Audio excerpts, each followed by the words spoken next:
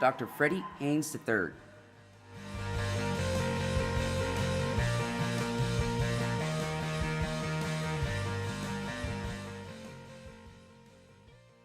Beto O'Rourke is the real deal. Of course, we know that Greg Abbott and the Republicans in Texas have given us a raw deal. But I'm here to introduce one who is the real deal. Greg Abbott has given us a raw deal. His raw deal has ushered in a nightmare of neo-fascism.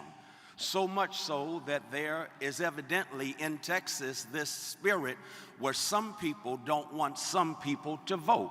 And we know who those some people are. Greg Abbott has given us a raw deal. Such a raw deal that the raw deal has eventuated in death dealing. The death dealing that comes from Texas leading the nation in mass shootings, costing us the precious lives of so many Texans. Yes, Greg Abbott is responsible for giving Texans a raw deal. But I'm here tonight to introduce one who is the real deal. Beto O'Rourke is the real deal. As a matter of fact, the Reverend Jesse Louis Jackson at one point was marveling at the mission and mindset of Beto O'Rourke. And as Jesse Jackson noted, the intellectual acumen as well as the social consciousness of Beto O'Rourke that was wrapped up in his unmatched charisma, Jesse Jackson said, Beto is the real deal. And so Texas Democrats, tonight I introduce to you one who is the real deal, who is going to usher into the state of Texas a new deal. And I simply say tonight we are calling for a Beto deal. I like that right there. That's what Texas needs. Texas needs a Beto deal. What is a Beto deal? A Beto deal is a deal that basically connects the dots between the public policy and the personal plight, predicament, and policies of everyday people. No one can do it like Beto O'Rourke. Beto O'Rourke speaks to every people. It was said of Jesus that the common people heard him gladly. Will you not agree with me that the common people in Texas, they hear Beto gladly? They hear him from HBCU students to the poor. They hear him, the young and the old. The common people hear him gladly. Democrats, Beto has taught us that we've got to have a message, stay on message, be clear on that message, because if we have the right message, we can deliver Texas from this mess. I'm simply saying we are calling for Beto O'Rourke because Beto is going to give us a Beto deal. That Beto deal also lets us know you've got to have the courage and the compassion to show up for people. One of my great moments out of a tragic moment was when Beto O'Rourke crashed the party of Greg Abbott and his people there in Uvalde, Texas. Did you see Beto O'Rourke as he crashed the party of the status quo, as they were offering, pontificating their thoughts and prayers that are only heard by the devil in hell? And right then, that's when Beto broke up the party, and Beto spoke truth to power and spoke on behalf of the heartbroken, horrified parents and children there in Uvalde, Texas. That's a Beto deal. Democrats, we've got to follow Beto and show up. We've got to follow Beto and step up. We've got to follow Beto and speak up, because Beto gives us a Beto deal. And because Beto gives us a Beto deal, the good news is we have an opportunity to usher in this November a new Texas, a a new Texas that includes the excluded, a new Texas that does not try to trivialize and demonize critical race theory while the Republicans prove the veracity of critical race theory with their policies. We need a Beto deal. We don't need someone who's trying to out-Trump the vanquished, twice impeached ex-president. We need a Beto deal. A Beto deal does justice, loves mercy, and walks humbly with God. A Beto deal recognizes that justice has to roll down like waters and righteousness like an ever-flowing stream. That's a Beto deal. So I got one word to say. Let's go Beto.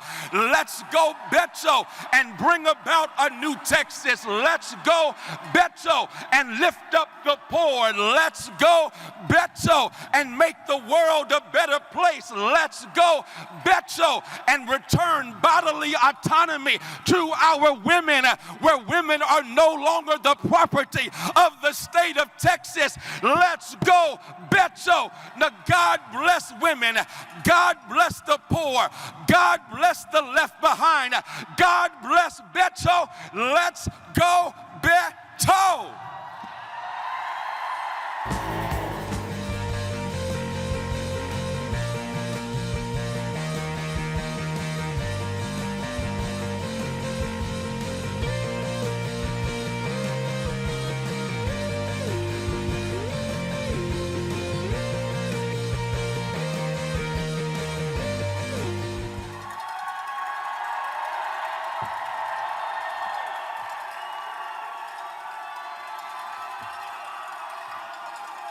Texas Democrats,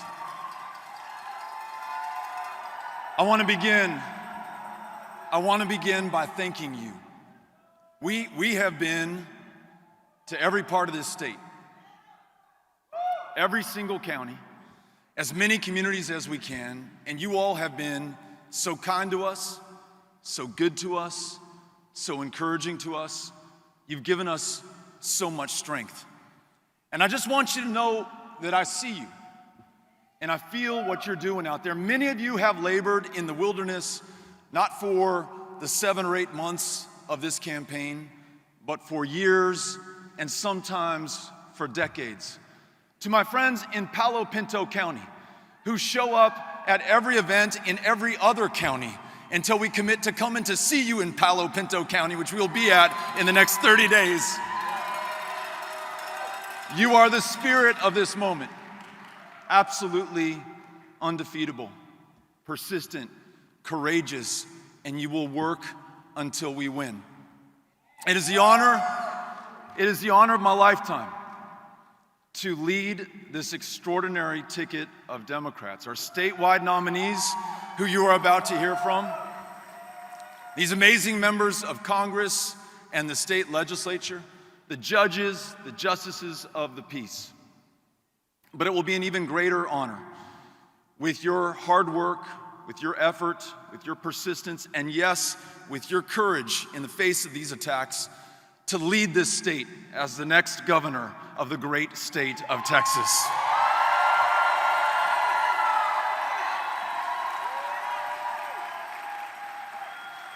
You county chairs, you precinct chairs, you are the absolute best of us.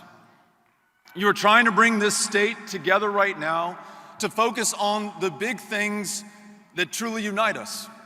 World-class schools, the ability to see a doctor, and ensuring that the best jobs in America are found right here in the state of Texas.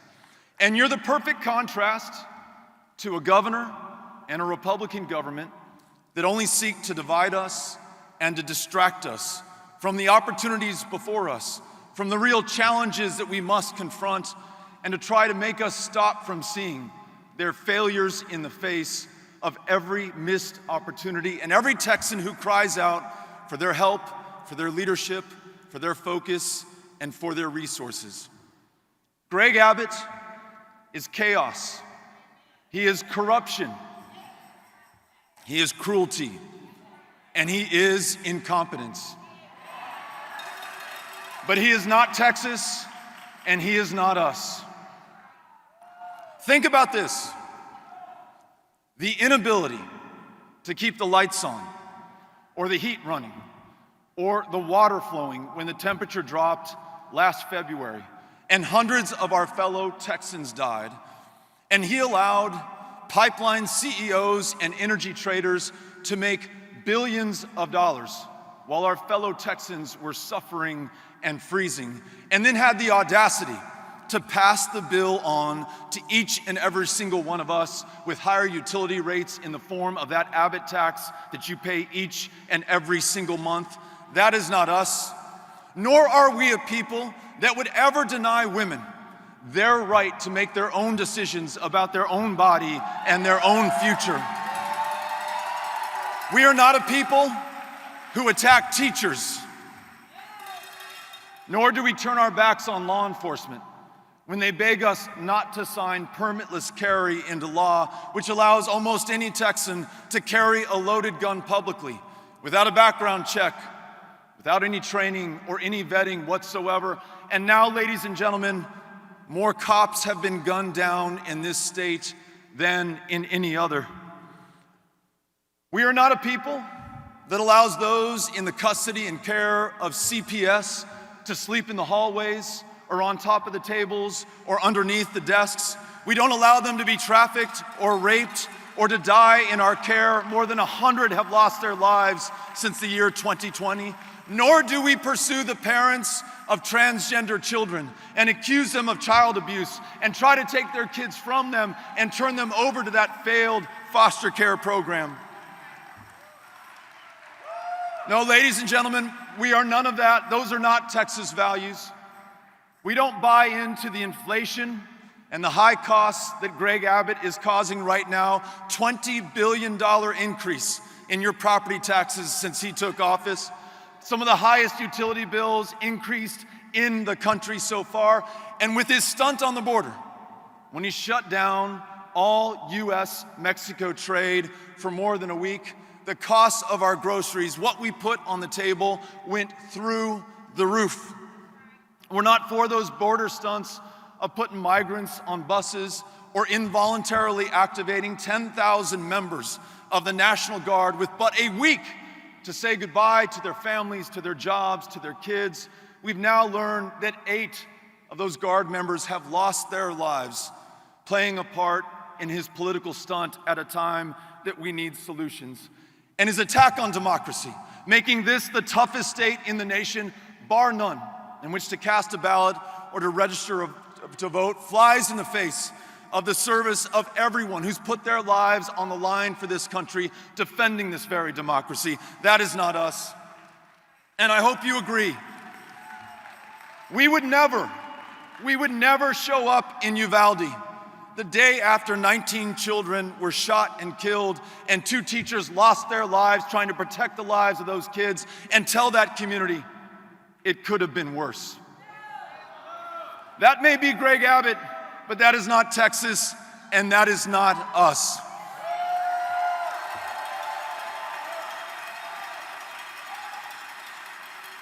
Imagine a governor who, instead of attacking teachers, supports them, pays them enough so they don't have to work a second or a third job just to make ends meet, helps those retired teachers with a cost of living adjustment each and every single year, and listens to them when they say that we've got to cancel the STAR test and replace it with something that actually works.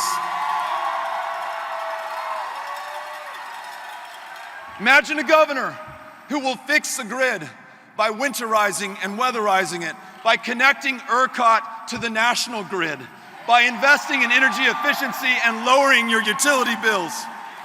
Imagine a governor who will work with organized labor in the state of Texas and on this great jobs plan that the pipe fitters and the plumbers and the electricians and the steel workers have come up with to make sure that we lead the next energy revolution, creating the best high quality, high value, high wage jobs right here in the state of Texas, and making sure that they are union jobs right here in the state of Texas. A governor who will stand with small business owners to make sure that this is the best place to find innovation and ingenuity and talent, and that we don't run these great people off with the culture wars currently being waged by our current governor. A governor who will stand up for women, making sure not only that they have the right to choose, but they are paid every cent that every man is paid for the same work at the same value and the same hours. A governor who fights for veterans who fought for us and fights to end veterans' homelessness and to reduce veteran suicide right here in the state of Texas.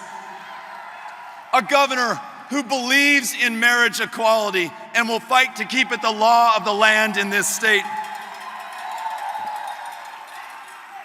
A governor who's going to work with Senator Johnson and Representative Johnson to expand Medicaid, bring $10 billion more into our communities each year, connect more people with more doctors, stand up some of those hospitals in rural Texas that have been shut down, and in the bargain, lower your property taxes by reducing the burden of indigent care. Imagine a governor who will no longer put people behind bars for a substance that is legal in most of the rest of the country, because we will legalize marijuana in the state of Texas.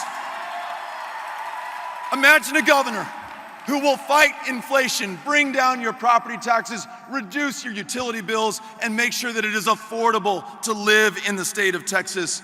And a governor who's not interested in stunts on the border, but understands that we are a state of immigrants and we should lead the way on immigration solutions that allow people to join their family, to work jobs, to be able to better themselves and better all of us by their very presence in this state.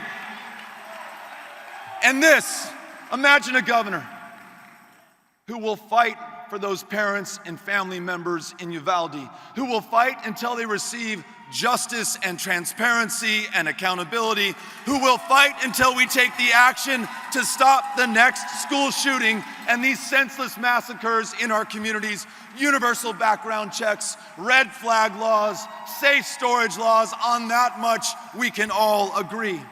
But we can do better than just imagining, because all this is within our power to accomplish. And I want you to remember this. Not only can we do this, we have done this before against much greater odds. That current attack on democracy that you see here in Texas pales in comparison to what the voters of this state faced almost 100 years ago to the day. In 1923, the state legislature made it illegal for black Texans to participate in our elections. And Lawrence Nixon, a black physician from El Paso, Texas, nonetheless took his poll tax receipt to Fire Station number 5 on Texas Avenue in El Paso, presented it to the poll judge, who said, "Dr. Nixon, you know I can't let you vote." And Dr. Nixon replied, "I know you can't, but I've got to try." And he took that fight to the local district court, took it all the way up to the Supreme Court, won 2 signal victories, and 20 years later, and imagine the persistence and the patience and the courage and the strength that took from him, he helped to win the right to vote here in the state of Texas, integrating our elections. And not only did he do that, I guarantee you, he helped to inspire President Lyndon Baines Johnson when he signed the Voting Rights Act of 1965 into law. That came from the state of Texas as well.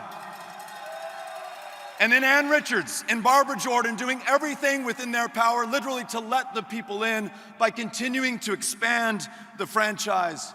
While we look back to veterans with surnames like Navarrete and Lopez, who fought fascism half a world away to defend democracy at home, succeeded by other great Texans who sought to make sure that every single one of us, no matter our ethnicity, our race, or our language, could vote. People like Willie Velasquez and Rosie Castro, who radically expanded the franchise in the 60s and the 70s.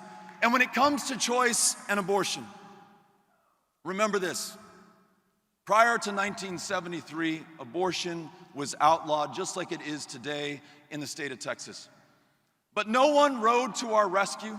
No one came here from the outside and saved the day. it was Texas women who got it done. Sarah Weddington from Abilene, Texas. Linda Coffey, who lives in Dallas right now, successfully argued Jane Roe's case before an all-male Supreme Court and won that right to privacy that has been enjoyed for the last half century in Texas and every other state in the Union. And lest I forget, Freddie Haynes mentioned this attack on history and the full, truthful, honest telling of our story, of all of our stories. Well, we've got a hero who stood up against that and overcome as well. Her name is Opal Lee. 95 years old, lives right over here in Fort Worth, Texas, walked all the way from North Texas to Washington, D.C. to make Juneteenth the first federally recognized holiday in more than 3 decades in the United States of America. My fellow Democrats, we are the heirs to their service, to their sacrifice, and to their struggle. And what we do with this inheritance will determine our future and define us in the eyes of our kids forever after. Very few generations are afforded the opportunity to fight for the state of Texas when everything, and I mean everything that we care about, is on the line. We should consider ourselves so lucky. And I'll tell you, the answer to this moment is action. It's knocking on doors, it's registering voters, it's talking to our fellow Texans and bringing them into this democracy. It's thinking about the 7 million who were eligible but did not vote in 2020 and giving them an invitation to participate in the most important election of their lifetimes. These are the very people targeted by Greg Abbott through voter suppression and voter intimidation. But with your work, they will be the margin of victory on the night of November 8th. We're gonna bring them in, and we are going to win this election. Last thing I want to tell you, not only is this possible, not only has this been done before, but it is happening right now. I feel it as I travel this state, and I see it in everything that we can measure. More than 78,000 of you have signed up to knock on doors, to meet your fellow Texans, to do the necessary hard work in this brutal heat to win this race. Today, we just learned that we outraised the sitting governor of Texas by $3 million. Thank you for what you're donating to this campaign. That is working as well. And the polls are showing that we have cut Greg Abbott's lead by 10 points over the last 6 months. Ladies and gentlemen, we are gonna do this. I ask you to keep the faith, keep up the fight, and let's get after it, get out there and go win this thing. Thank you, Texas Democrats. Les agradezco. Gracias. Thank you. Thank you.